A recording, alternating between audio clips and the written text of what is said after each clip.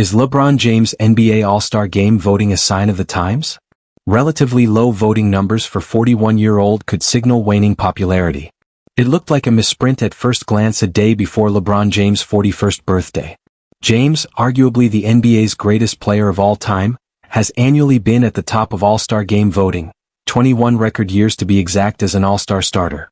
But for King James, perhaps there is a changing of the guard in the NBA as his popularity took a surprising dip for the first time in his iconic career. The NBA announced on December 29 its first returns for 2026 NBA All-Star fan voting for starters. Those results stunningly listed James ninth in the Western Conference voting with 536,555 votes. There are 14 other NBA players who have more overall votes than James. Yes, 14, including Portland Trail Blazers forward Deni Avdija, who has never been named an All-Star. Yet he received nearly 70,000 more votes than the NBA's all-time leading scorer.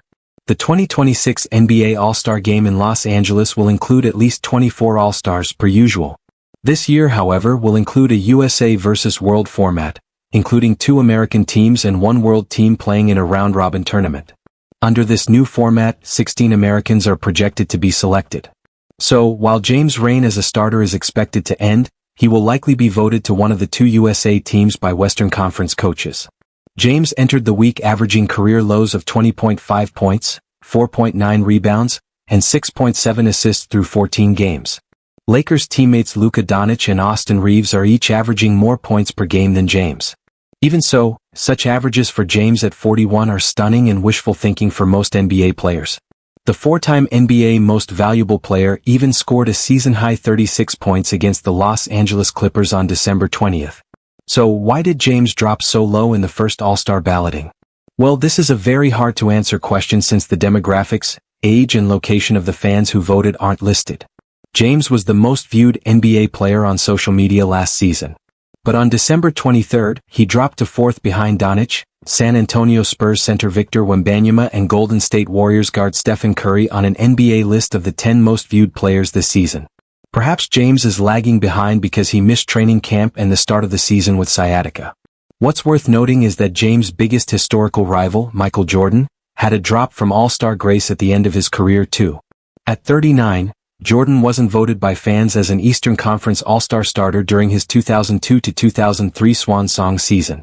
East All-Star coach Isaiah Thomas encouraged a willing Vince Carter to give up his starting spot to Jordan during the 2003 NBA All-Star Game.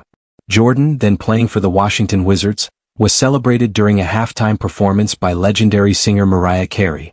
Unlike Jordan, it's uncertain if this will be James' last NBA season. There is certainly nothing more for James to accomplish. He is the NBA's all-time leading scorer, a 4-time NBA champion, and his son Bronny is also in the league. Could this be a nudge for the legion of James' most ardent fans to vote him into a starting spot? Or could this be a nudge for James to say this is his last season? There have been hints that the end is near but nothing of substance. No matter what, King James deserves the same league-wide reverence given to the likes of Jordan, Julius Erving, Larry Bird, Kareem Abdul-Jabbar and Kobe Bryant when they departed with farewell tours. The difference, however, was that those stars announced their goodbyes before their final seasons. The NBA could certainly celebrate James in Los Angeles during NBA All-Star Weekend if he were to announce beforehand that this would be his last season. The former Cleveland Cavaliers and Miami Heat star is scheduled to play in Cleveland on January 28th and in Miami on March 19th, possibly for the last time. The Lakers also play in New York City against the New York Knicks in world-famous Madison Square Garden on February 1st. Stay tuned. Just in case, maybe it's time to give Beyoncé a heads up for a potential NBA All-Star Game halftime performance in James' honor at the Intuit Dome.